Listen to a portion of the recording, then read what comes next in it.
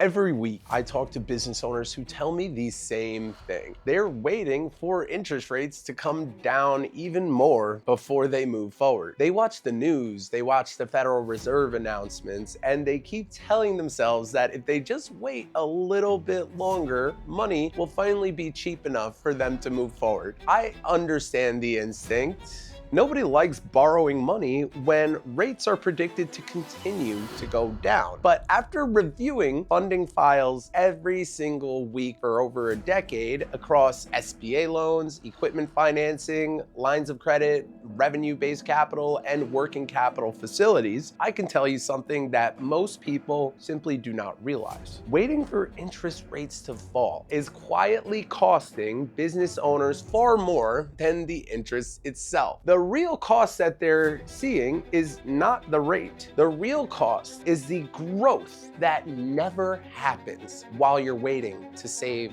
1 or 2%. That is the cost of waiting. And it is one of the most expensive mistakes I see entrepreneurs make. Today, I want to show you what is actually happening with interest rates, why the big drop everyone is hoping for is unlikely in the near future, and more importantly, why waiting for cheaper money can quietly destroy far more value than the interest you're trying to avoid. The real story behind interest rates. To understand what is happening with borrowing costs, right now you have to start with the Federal Reserve. The Fed sets the federal funds rate, which influences the prime rate that banks use as a foundation for borrowing and then lending. Right now, the prime rate, as I'm making this video, sits around 6.75%. That number becomes the base layer for a huge portion of lending in the United States. When banks price an SBA loan or a conventional business loan, they typically add their margin on top of that prime rate, depending on the risk of the deal, of course. In real underwriting terms, that means many SBA loans today land somewhere around prime plus 2 to 4%. That puts a lot of actual loan pricing in the 9 to 10% range, depending on the borrower. When business owners hear that number, many immediately decide to wait for rates to fall. They think of their mortgage, for example, and how the mortgage that they have is at 4 to 6%, and they don't realize that if they miss 2 to 3 mortgage payments, they can get evicted, and the place where their family sleeps is no longer going to be viable for them to live in. Businesses are much riskier, especially if there's not an asset tied into the loan. So it is very cheap to get money at 8, 9, 10, even 11% in the small business lending world. So people make the mistake of comparing business loans to mortgage loans. They also remember the period when borrowing costs were extremely low and assume those conditions are going to return soon. But if you look at the actual data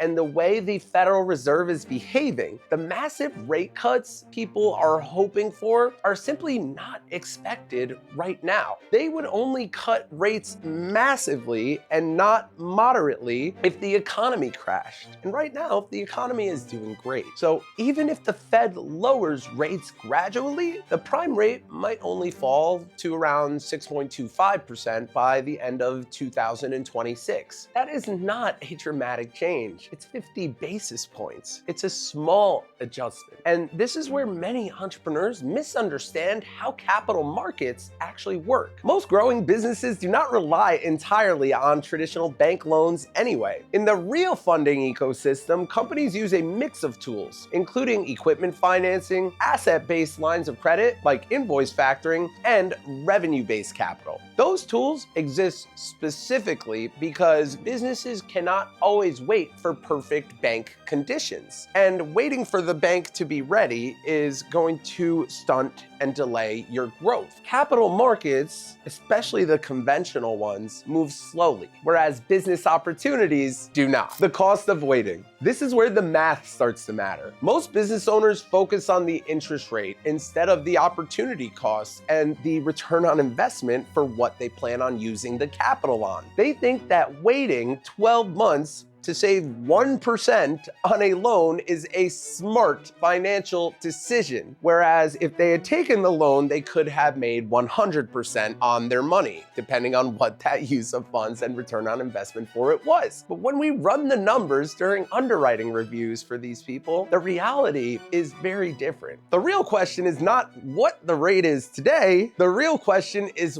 what weighting costs your business in lost growth. Imagine a company considering a $200,000 piece of equipment that increases their production capacity. If that equipment generates $15,000 in additional monthly profit, waiting 1 year for a slightly lower interest rate might save a few $1,000s in borrowing costs, but during that same year, the company missed out on more than $180,000 in additional profit because the equipment was never purchased, all because they wanted to wait on a 1 to 2 point rate drop. That difference is the real cost of waiting. The interest rate was never the biggest factor. The lost growth was. This is something I see constantly when reviewing files. The companies that move first often gain the advantage. The companies that wait a year and don't move to save a few $1,000s often remain stagnant. The companies that move quickly expand capacity, increase revenue, and strengthen their financial profile. Meanwhile, the companies that wait often fall behind competitors who deployed capital earlier. The new SBA rules business owners need to understand. There is another reason the timing conversation matters right now. The SBA has introduced updating lending guidance under SOP 5010-8 beginning in 2026. These changes affect how lenders structure SBA loans, particularly for startups and ownership transitions like partner buyouts. One of the biggest changes involves equity injections. In many cases, borrowers must now bring at least 10% of the total project cost or loan amount into the deal as their own capital, whether that be business acquisitions, startup financing, or commercial real estate, owner-occupied, or commercial real estate acquisitions for the business to occupy. This requirement can significantly change the structure of a deal. Buyers who previously relied on minimal cash contributions may now need to bring real capital to the table. Seller financing can, of course, still play a role in business acquisitions or property, but there are limits there as well. Seller notes can only satisfy part of the equity injection and often must remain on standby for the duration of the SBA loan, which puts barriers into a transaction. In practical terms, that means sellers may not receive payments until the primary loan is paid down first. Many sellers are hesitant to accept those terms, and we're seeing this continue to evolve. This can make deals harder to complete if buyers do not have the cash available or their own skin in the game. This is another example of the cost of waiting. When rules change, opportunities can become harder to access rather than easier. Understanding the funding ladder. One of the biggest misconceptions in business finance is the idea that companies move directly from zero funding into large bank loans. In reality, most businesses climb what we call, at Small Biz Heroes, the funding ladder. Early capital often comes from equipment financing or working capital facilities, 0% business credit cards, invoice factoring, or revenue-based financing. Those tools help companies grow revenue and build stronger financial performance. As their revenue grows and the financial stability of the company bottom line improves, businesses become eligible for larger forms of capital, like bank lines of credit or SBA financing. That progression matters. Used correctly, early capital acts like a bridge that allows companies to grow into stronger borrowing profiles. Used incorrectly, stacking short-term alternative financing without a strategy can severely damage fundability and create cash flow pressure. That is why the capital strategy matters just as much as the actual capital itself.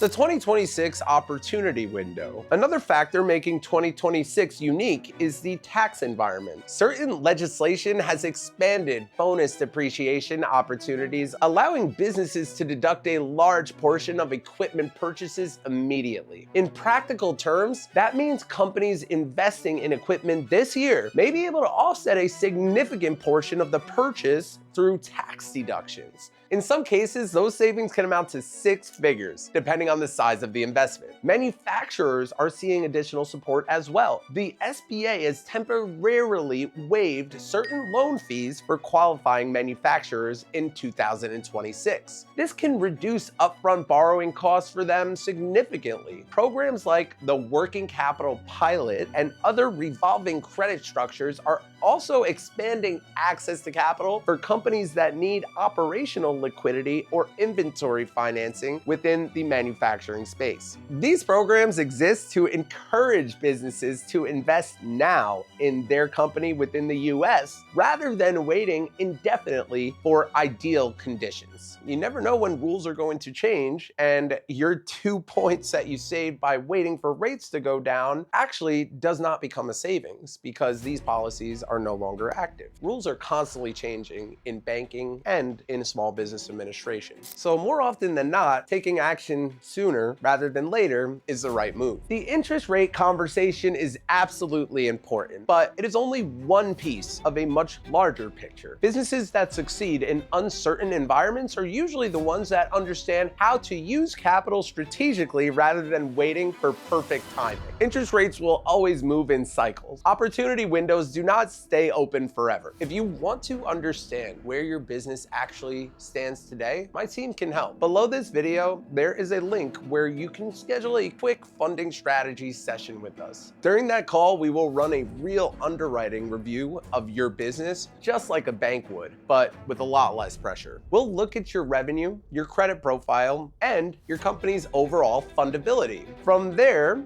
we can show you what capital options you realistically qualify for today, whether SBA financing is realistic for your situation, and of course, where your company sits on the funding ladder. If you are serious about growing your business and using capital the right way, click the link below and schedule your review. We'll walk through your numbers together and help you build the smartest path forward.